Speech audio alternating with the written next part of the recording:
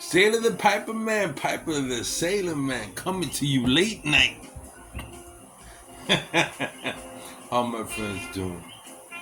Feeling a little jazzy and boy, I slept maybe it was an hour, 2 hours, man, and I feel great. Went, took a shower, put on my beautiful derby. I haven't worn it in a while. Excuse me 1 second.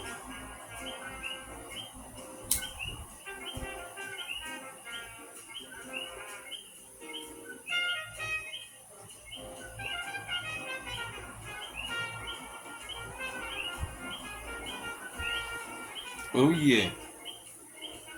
Okay. Most of classical music came from this is Random House. Now that I got jazz, I want to talk about jazz a little bit. One of the most beautiful things, and if you've seen some good black and white pictures, it's seen in Paris they like jazz too. It seems that whenever you walk into a jazz club, back in the day, 50s, 40s, you always walked into a room full of smoke.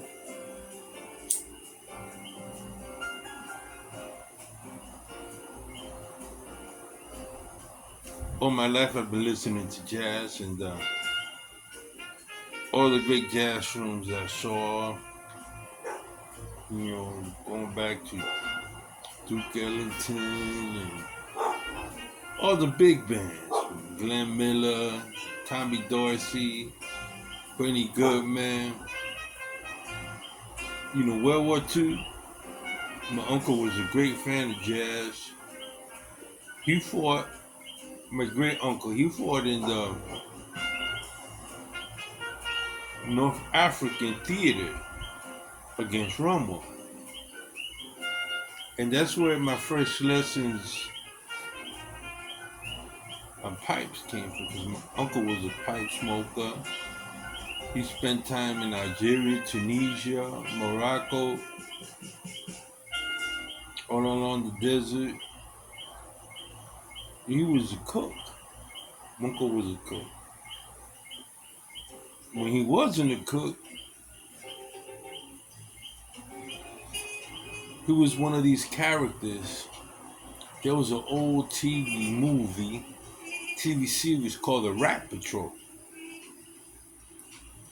And in The Rat Patrol, he was the driver.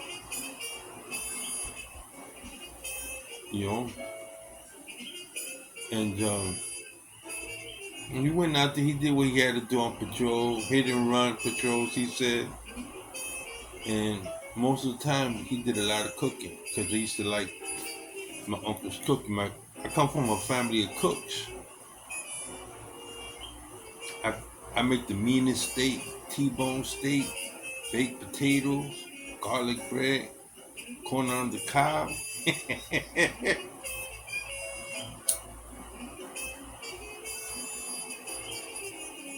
My uncle used to say, "Don't trust a skinny cook."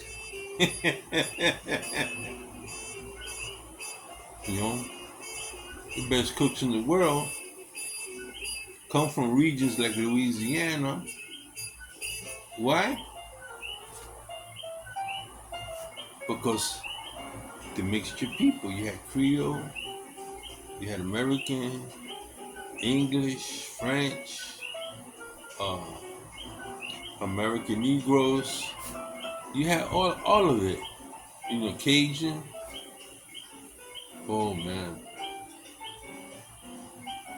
I had a friend, I played trumpet, but I had a friend who was a Cajun musician. And he was from Baton Rouge, but he's from the backwoods. There's a TV series called Gator Country or something like that where they go hunting. Well, his ancestors, French came down during the French and Indian War, migrated down to New Orleans. And so they were backward people. They were backwoods and they were up in He was up there, Onondaga. He was up there by the big lakes in the Hudson Bay area. He said that his ancestors fought the Huron Indians. Hey, his hearsay. He's telling me, and I'm telling you. But I believe him because he was Cajun. I did eat Magumbo. They love great fishermen. Ooh, jazz was like that mixture of European, Jewish. Well, a lot of people don't realize. I'm sure most of you heard it. Or Louis Armstrong. Let me tell you the story about Louis Armstrong. I didn't know until recently. Maybe you do know and I don't know. I won't talk about it. He's been a forgotten figure. Louis Armstrong. They used to call him Satchmo. Always smiling. Great jazz trumpeter, but he was a greater entertainer. Because he learned very young the way he was going to survive the times he lives was not just playing, but entertaining. That's what we have forgotten, jazz musicians that have forgotten, is we're called to entertain too. And those that entertain, people want to come and see again and again and again. But jazz has gotten to be very snobbish, and what are you playing? They don't want to talk to you, and they just want to play. They're all arrogant. Look, the best entertainers are like the blues musicians. They'll play, they'll talk. B.B. King, Ella Fitzgerald, all the great top entertainers jazz musicians were great entertainers. Nat King Cole, Benny Goodman, those are one of the few ones who didn't like entertaining. He liked playing the music because he was rich. But he put good music out. Don't get me wrong. Well, you had other great trumpeters. Herb Albert, you had they were entertainers. See, that's what I would be. I would be an entertainer. I'd talk to my crowd, do whatever. But the point I'm trying to get to is that jazz is a mixture of all kind of music.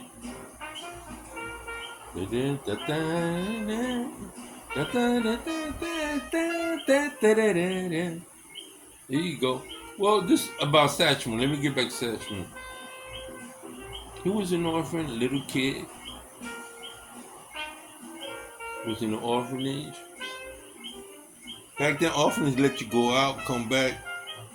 This a Jewish family took a liking to Satchmo. He had a great smile.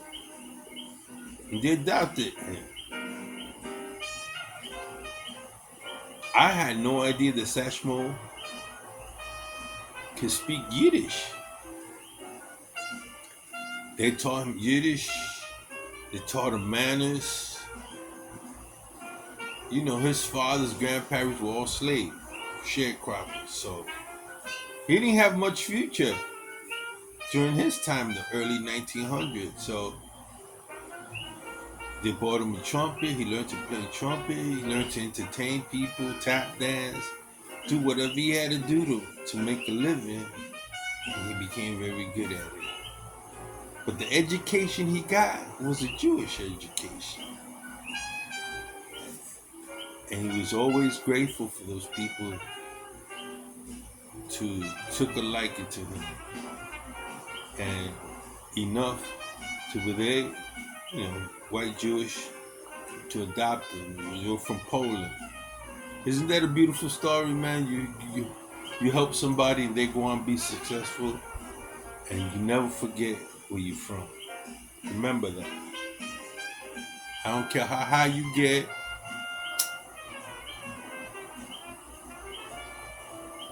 Always remember your beginning. Always stay humble.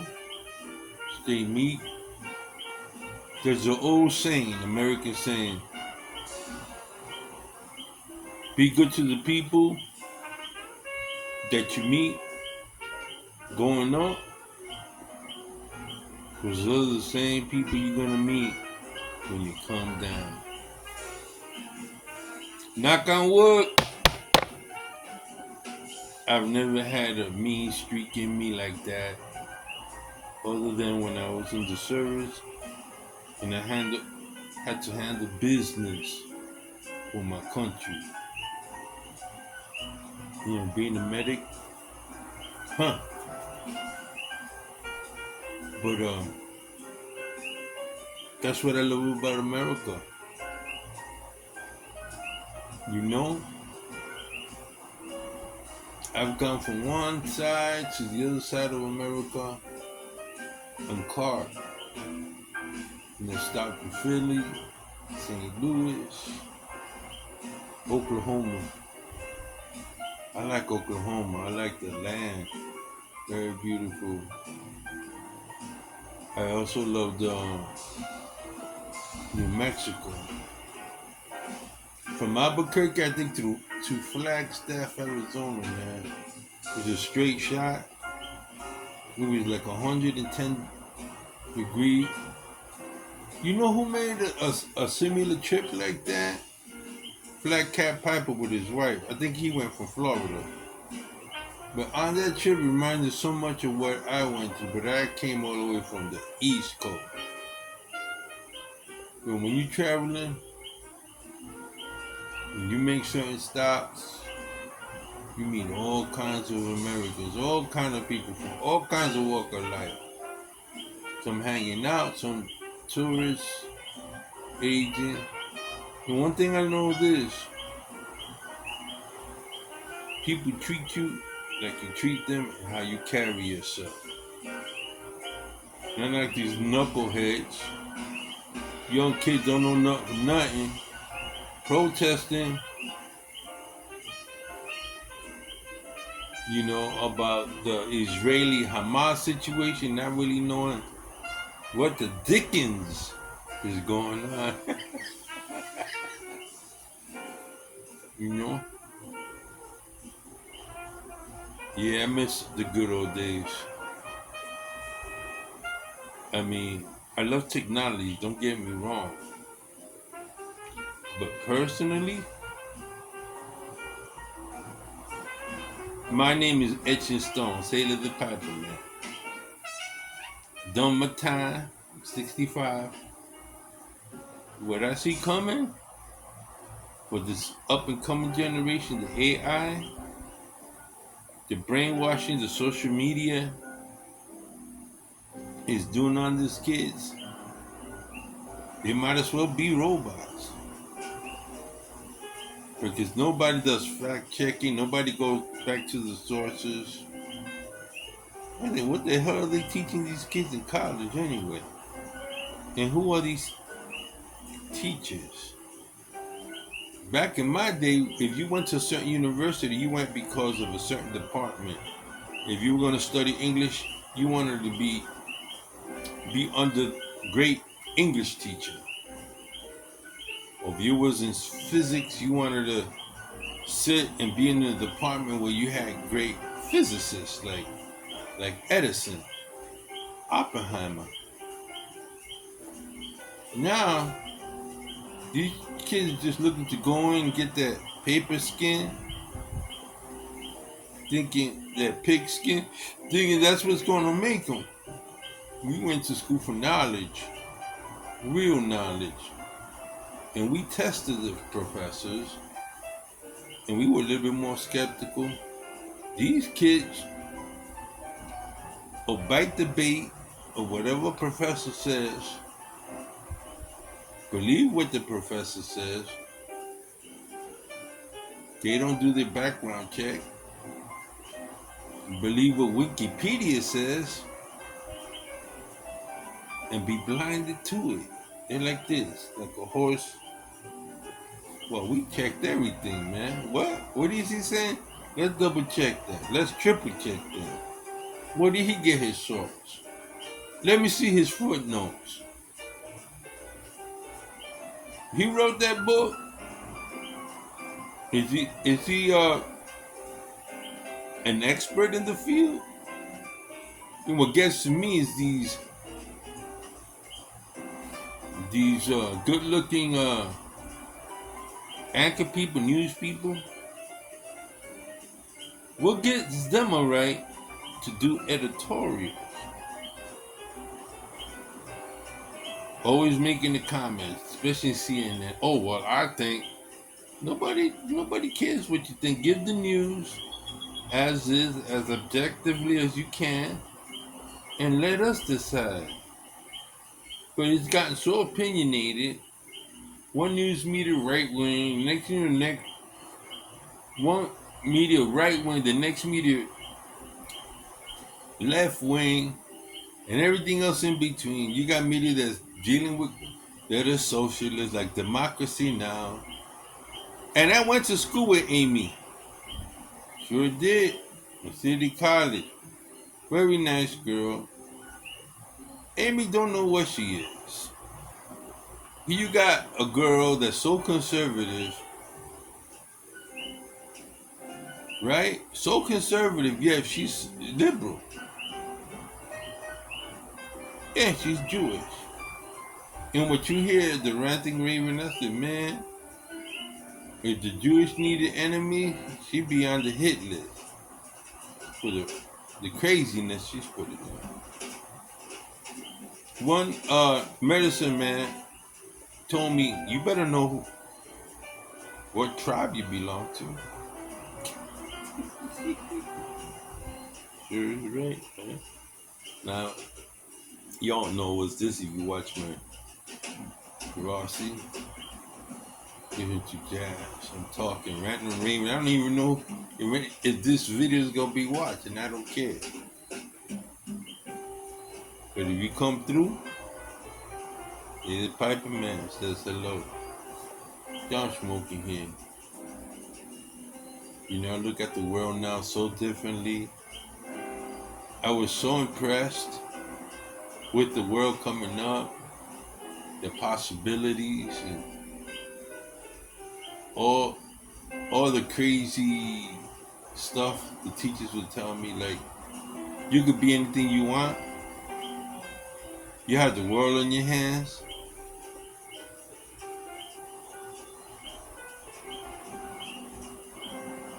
The world has changed it's changed so many times.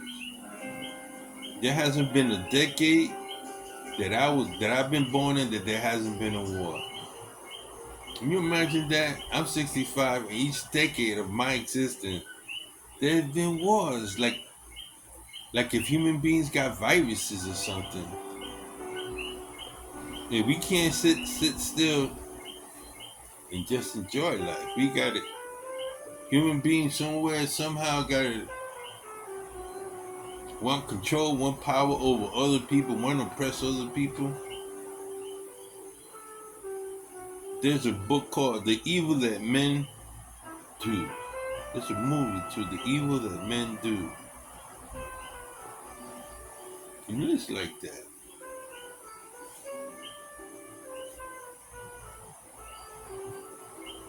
After 9/11, I decided to move to the island. I have family estate land here. People go, oh man, you don't go out much. I don't. Man, I've been around the world twice. You get me? I've done so much traveling.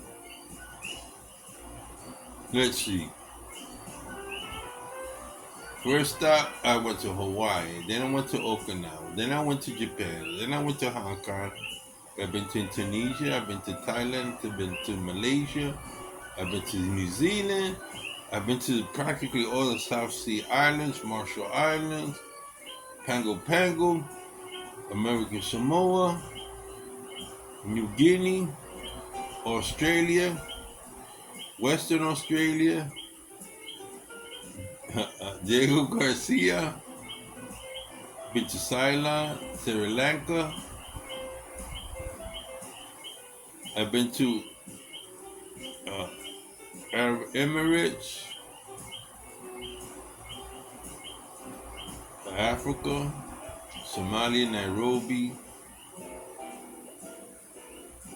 Been up the Suez Canal. I've been up the Red Sea. made a stop. I'm not sure if it was South Africa or not. I went to Mozambique, Madagascar, Zanzibar,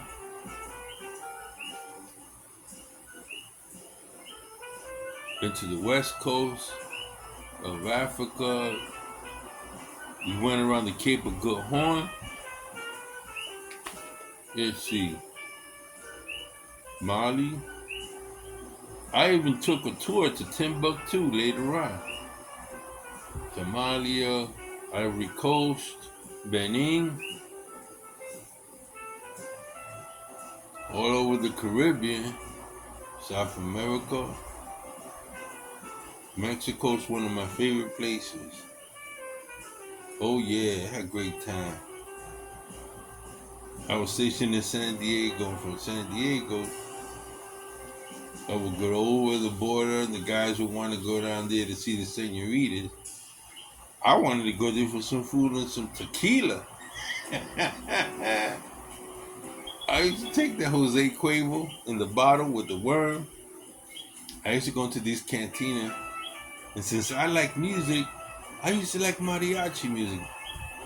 They walk up in there, all these beautiful senoritas, prostitutes, of course. Buy me a drink, buy me a drink. So it won't cost that much. Buy them 2 drinks, okay, now leave me alone. So I buy them 2 drinks. After a while, they got to know me. I would go to the same cantina. They knew I was a regular customer, leave them alone. Any wise guys came in there trying to pick on American. They said, don't mess with him. One did try. He was half drunk until he was saying some things and he thought I didn't hear him and that I couldn't speak Spanish. And he's on the bartender. He says, "Why you let this gringo come up in here?" Da, da, da, da, da. And I could hear the bartender telling him, "Shut up, shut up." Now this guy was like 5'11", wet back, Mexican. He looked like he was a field hand or whatever. I was weighing at the time 250. I think I was harder. My chest was 50-inch. I was bench pressing 455, close to 505, and my best squat. No, my bench press. The most I could do was, it's amazing.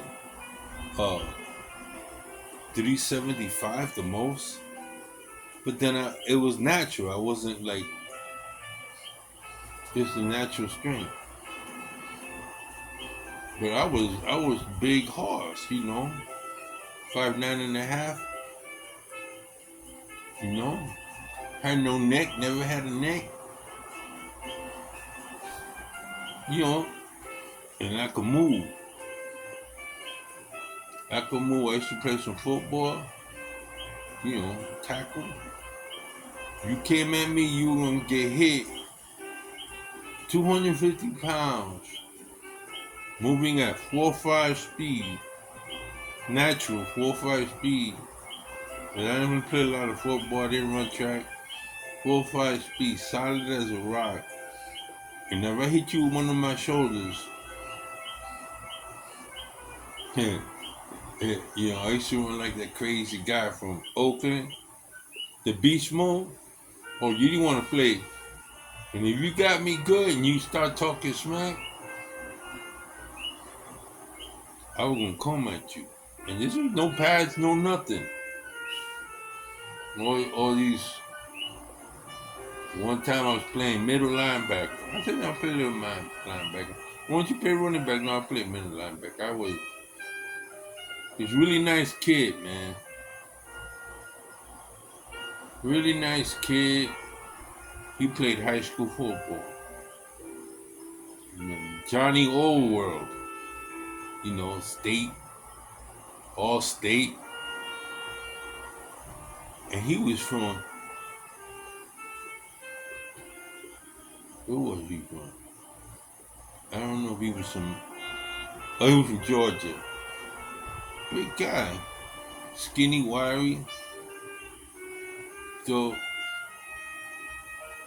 I wasn't in the game at the time. And he was running crazy. on our team. It's running people down, boy. I said, let me in the game, man. Let me in the game. I was on the sideline. We playing tag football, but we were tackling. But you had to tackle the runner, but we were tackling. And we were hitting, blocking him. So I put in middle linebacker. And he says, oh, you brought Santiago in. He said he gonna run me down. I'm gonna run his ass down. With Southern twang. I said, I'm right here. I ain't going nowhere. They gave him, he had the two guys in front of him blocked, and it was an open space. Boy came straight at me. I did a crouch. Now, he thought he gonna run me down. And when that boy did a Heisman stand like that, and this hit his chest, man. Oh my God. Talking about a Dick Buckets hit, that's the greatest hit ever. I hit that boy, boom, it was like this, the boy dropped. It was out. Oh, I was shaking. The impact was so hard, bro. My teeth were rattling. I went like this. All I heard was people go, ooh, ooh. I went, oh, what happened? Because the kick hit. I didn't think. You look at somebody, the kid came straight at me like he gonna mow me down. But I was like as a wreck when he came. I just stiffened up, had my hands like that.